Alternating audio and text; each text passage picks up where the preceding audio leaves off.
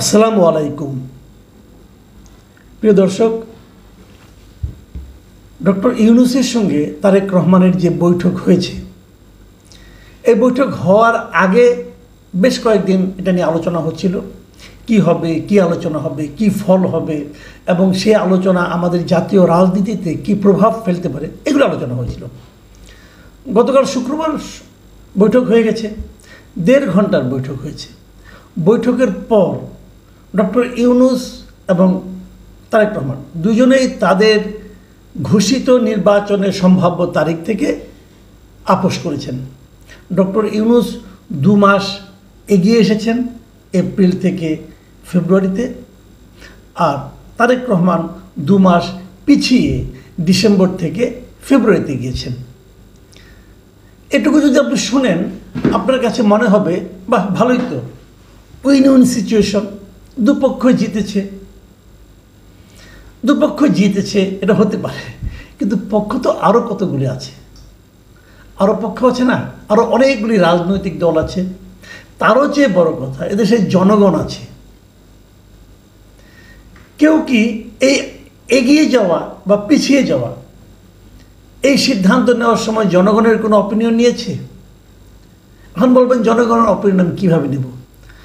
জনগণ কি চাচ্ছিল সেটা তো জানার জন্য খুব বেশি দূর যাওয়ার দরকার নেই, একটু মিডিয়ার দিকে চোখ বুলালেই হয়। মানুষ কি চাচ্ছিল সেগুলো একটু বোঝা দরকার আছে। ঠিক আছে, আমি এটা নিয়েও আমার কোনো আপত্তি নেই। আমি এখন বরং দেখতে চাই যে রিয়াকশনটা কি হলো। সবাই বলে আমি নাকি সবসময় সমালোচনা করি। না, সবসময় সমালোচনা না। আবার অনেকে বলে আমি নাকি নেগেটিভ লোক, মানে যা কিছু হয় সবই নাকি নেতিবাচকভাবে দেখি।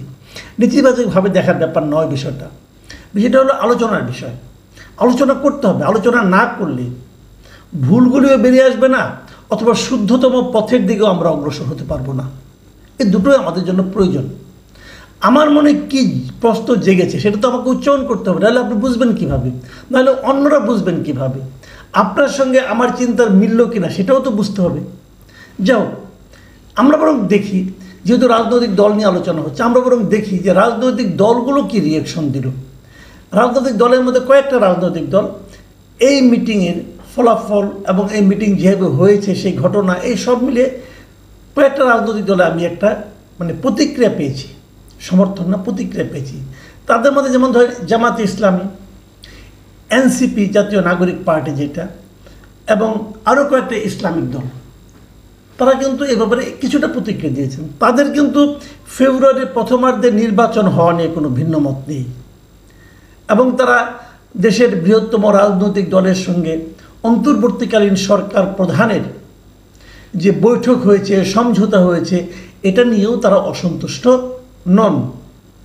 তাদের প্রশ্ন হচ্ছে, সরকার এটা তো অন্তর্বর্তীকালীন সরকার, এই সরকারের কাছে সব দলই সমান। তো এই অন্তর্বর্তীকালীন সরকার কিভাবে একটা রাজনৈতিক দলের সঙ্গে মাত্র কথা বলে নির্বাচনের ডেট ঘোষণা করতে পারে? তাদের প্রশ্ন কিন্তু এই পয়েন্টে, এবং তাদের এই পয়েন্টটাকে কিন্তু আপনি ইগনোর করতে পারবেন না। তারা প্রশ্ন করতেই পারে যে আপনি আগের বার যখন ডেটটা ঘোষণা করলেন, তখন সকল রাজনৈতিক দলের সঙ্গে আলোচনা করার পর ঘোষণা করেছিলেন।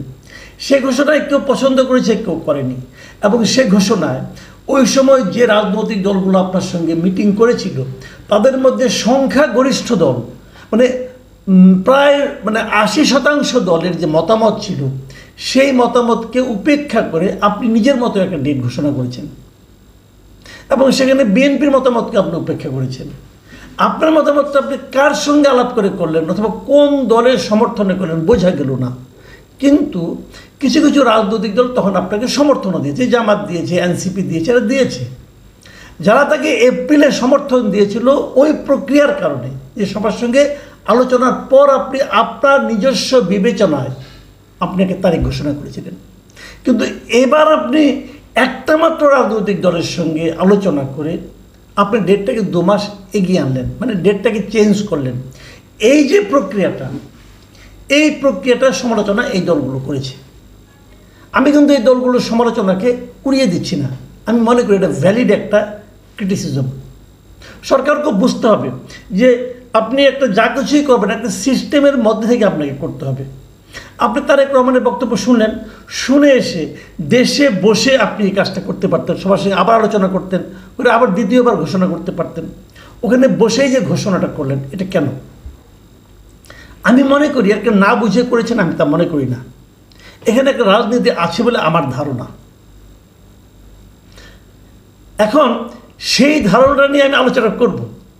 তার আগে আমি অন্য একটা আলোচনা করি। যে আলোচনা করব এই আলোচনার মধ্যে ওই ধারণাটাও কিছুটা প্রকাশিত হবে। আপনাদের মনে আছে যৌথ বিবৃতি, মানে সরকার এবং বিএনপির যে বিবৃতি, একসঙ্গে বিবৃতি, যেটা আবার পড়ে শুনিয়েছেন মিস্টার খলিলুর রহমান, যার ব্যাপারে বিএনপি প্রকাশ্যে তাদের অবজারভেশন জানিয়েছিলেন। যে তিনজন উপদেষ্টাকে তারা পদত্যাগ করার দাবি জানিয়েছিলেন, মানে বের করে দেওয়ার দাবি জানিয়েছিলেন, তার মধ্যে খলিলুর রহমান একজন। আর তাকে দিয়ে এই অন্তর্বর্তীকালীন সরকার যৌথ বিবৃতিটা পড়িয়েছেন। কেবল পড়ার নেই, বিএনপির এখানে আরেকজন যে নেতা, সিনিয়র নেতা গিয়েছিলেন আমির খসরু মাহমুদ চৌধুরী, আমির খসরু মাহমুদ চৌধুরীর সঙ্গে কিন্তু এই ডক্টর খলিলুর রহমান আলাদা একটা মিটিং বৈঠকও করেছেন। তার মানে ডক্টর ইউনূস প্রমাণ করেছেন যে উনি ওনার কাছে গুরুত্বপূর্ণ। তোমরা তাকে যতই বের করে দিতে বলো না কেন, আমি তো বের করবই না, বরং তোমাদের সঙ্গে মিটিংয়ে বসাবো এবং তোমরাও হাসি মুখে তার সঙ্গে মিটিং করবে। বিএনপি করেছে, আনন্দের সঙ্গেই করেছে। এবং তারপর যখন তারা যৌথ বিবৃতি দিয়েছে, মানে একসঙ্গে যখন প্রেস কনফারেন্স করেছে, ওখানে সাংবাদিকরাও ছিলেন, সেখানেও কিন্তু সেই যৌথ বিবৃতিটা পড়ে শুনিয়েছেন এই খলিলুর রহমান। উনি পড়ে শুনেছেন। এই বিবৃতি কে ড্রাফট করেছে এটা আমি জানি না, তবে ড্রাফটার মধ্যে যে একটা চাতুর্য আছে সেটা আমি কালকে কিছুটা বলেছি, আবার বলি। এই যৌথ বিবৃতিতে আসলে ইস্যু এসেছে কয়টা বলেন তো? কয়টা ইস্যু? একটা ইস্যু এসেছে যে তারেক রহমানই যে পয়েন্ট এসেছে, ভালোভাবে খেয়াল করবেন, যে এই যে রমজানের আগে নির্বাচন করার যে প্রস্তাবটা কে দিয়েছে? তারেক রহমান দিয়েছে। এবং তারেক রহমান দেওয়ার সময় এটাও বলেছে যে এই প্রস্তাবে তার মা, মানে দলের চেয়ারপারসন খালেদা জিয়াও এইটাই চান, উনি এবং ওনার মা চান এটা, মানে ওনার দলের শীর্ষ দুইজন লিডার এটা চান। মানে প্রস্তাবটা তারেক রহমানের কাছ থেকে এসেছে। তারেক রহমানকে উনি আগে রিকোয়েস্ট করেছেন কি করেন না এটা আমি জানতে পারবো না, আপনিও জানেন না, কারণ আগে সব তো জানি, যতটুকু লেখা আছে অতটুকু আমি বলছি। খলিলুর রহমানের পড়া আছে, বিবৃতিতে বলা হয়েছে তারেক রহমানই বলেছেন, মানে ডিসেম্বর থেকে সরে ফেব্রুয়ারিতে তারেক রহমান প্রথম এসেছেন। আসার পর তাতে কি ডক্টর ইউনূস রাজি হয়েছেন? সেটা কোথাও বলা হয়নি রাজি হয়েছেন কিনা। উনি কি বলেছেন? যে যদি সব প্রস্তুতি সম্পন্ন করা যায় তাহলে রমজানের আগের সপ্তাহেও নির্বাচন আয়োজন করা যেতে পারে। কারণ সব প্রস্তুতি সম্পন্ন করার দায়িত্ব কার? তারেক রহমানের না, আপনার, আমার না, কার? সরকারের। এখন সরকার যদি সব সম্পন্ন করতে না পারে প্রস্তুতি, তাহলে হবে না।